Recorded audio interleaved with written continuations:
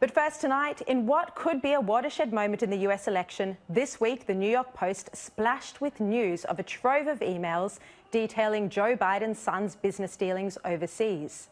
The emails reveal Hunter Biden had planned to introduce his father, who was of course then vice president, to an executive at a Ukrainian energy company, Burisma, a company where Hunter served on the board of directors. Publicly, Biden has said he's never spoken to his son about his overseas business dealings. But these emails seem to indicate otherwise. In one message sent by Bannon in April 2015, he wrote, "Dear Hunter, thank you for inviting me to DC and giving me an opportunity to meet your father and spend some time together. It's really an honour and pleasure." Another message, also sent by Bannon in May 2014, asks Hunter for, and quote, advice on how you could use your influence to benefit the company. The emails and many more involving a Chinese energy company, which we will get into in the interview with Steve Bannon, were recovered from a laptop that was reportedly dropped off at a repair shop in Delaware in 2019 before it was handed over to the FBI. It was said to be a water-damaged MacBook Pro, and the person who dropped it off never paid for the service, and he didn't return to retrieve it or a hard drive on which the contents were stored. This is according to the shop owner, who said he repeatedly tried to contact the client. He says that on the laptop was a sticker from the Beau Biden Foundation, which was named after Hunter's late brother, the former AG of Delaware. On the hard drive are said to be text messages, videos, 25,000 photographs and 11,500 emails. Some are deeply personal and emotional, and others involve drug use and are quite incriminating for the Biden family. The owner of this repair shop in Biden's home state of Delaware says when he didn't hear back from the FBI, he made a copy of the hard drive and managed to find his way to Trump's lawyer, Rudy Giuliani. Now, in the US, this has been quite a bombshell in the final leg of the presidential campaign, and not just because of the actual contents of the email, but because of the issue of censorship. Twitter has censored the New York Post story, claiming, with absolutely no proof, that the contents contained hacked material. The tech giant, of course, has allowed the spread of other stories that contain either hacked or illegally obtained material, like the president's tax returns or Melania Trump's phone calls, or even Julian Assange's many data dumps on WikiLeaks or Snowden's information. In censoring this story from a legitimate media outlet from the New York Post, Twitter is acting against the United States tradition enshrined in the Constitution of a free press. It is a deeply dangerous precedent. Now, a crucial player in this whole saga of Hunter Biden's laptop is Trump's former campaign manager and White House chief strategist, Steve Bannon. Bannon was the person who first alerted the New York Post to the existence of this drive in late September. He joined me earlier today to discuss this from New York. Steve, thank you so much for your time tonight. The trove of data that's emerged here is extensive. It includes Hunter Biden's text messages, videos, 25,000 photographs, 11,500 emails. When and how did you first hear about this? This was Mayor Rudy Giuliani. He and his lawyer were approached by the store owner after the FBI didn't come back to him. You know, Mayor Giuliani is the president's lawyer. His lawyer, Bob Costello, is a very famous prosecutor in this area, in the New York City area. The Mac store owner reached out to Bob Costello since it was abandoned property and gave the hard drive to Rudy.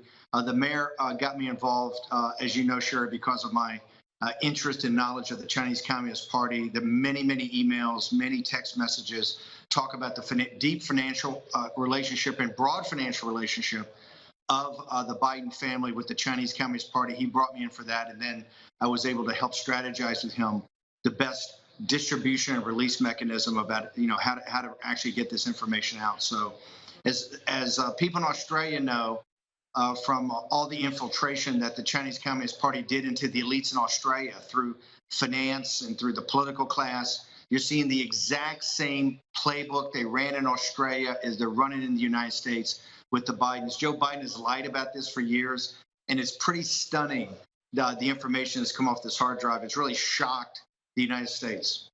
Well, when you first started going through this, what was your reaction to some of the information, and how long, when did you first get access to some of these emails? How long did you take going through it all? It's probably a couple months ago that we started. I think Rudy reached out to me in late August, I think it was, to start going through this. I was pretty shocked. I was the head of the Government Accountability Institute. I was the chairman of Peter Schweitzer's group of his investigative reporters. We did Clinton Cash.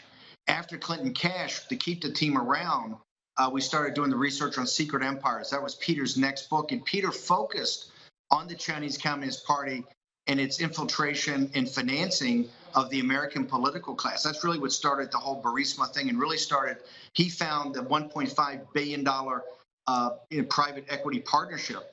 So when I started going through these, what stunned me the most is how broad and deep with other CCP-controlled companies. The Bidens are in business, and I mean real business, where they're getting $10 million a year in finder's fees, plus 50% ownership of a joint venture, which is fully financed by a Chinese energy company. They get 50% of the equity, and of that, Joe Biden gets 10% right off the top. So what stunned me when I first started going through the emails is the breadth and depth of the involvement away from the $1.5 billion private equity fund he has already. And it was stunning. It was stunning, the greed. And when I look back over time, what really got me was how much Joe Biden's lied about this. I mean, Joe Biden has said categorically, my family has nothing to do, no financial relationships with China or the Chinese Communist Party. I think what we have here now, because we brought in a number of experts to look at this, we have a massive national security issue with Joe Biden and the people around him. I don't think Joe Biden today could get a security clearance. So I don't know how in 16 days he's going to stand and run to be commander-in-chief of the United States. Just going to the detail of what the emails do show when it comes to the CCP influence on the Biden family. The New York Post has published emails showing that Hunter Biden pursued a lucrative deal, as you mentioned, involving China's largest energy company, the now bankrupt CEFC China Energy Company. And in one email, he said it would be interesting for me and my family, and he discussed remuneration packages. Why is this so significant? Remember, the Biden campaign has not questioned any of the emails here, none of it. So what shocked me the most was that the level of detail in the joint venture we're talking about, which is on a company that's already gone bankrupt, this China Energy Company, which was incredibly controversial. The chairman's missing. He's been taken in by CCP authorities. He's missing. A lot of people say he's dead. The signator, a guy named Patrick Ho, already went to federal prison in the United States, has been extradited to Hong Kong. So what stunned me was the open greed of the Bidens. What they asked for was $10 million a year in cash money for introductions, in addition to have a joint venture that the Chinese Communist Party would fully finance, and they would get the equity upside of it. So, and this could lead to tens of millions or hundreds of millions of dollars of profit. So it was the brazenness of the Bidens when I went through these emails. Mayor Giuliani, who's seen a lot. Remember, Mayor Giuliani was the guy that used the RICO statute to put the Wall Street guys in prison, Mike Milken, Ivan Boesky. So he's seen financial white-collar crime, corruption before. I think it's safe to say that he was pretty stunned also.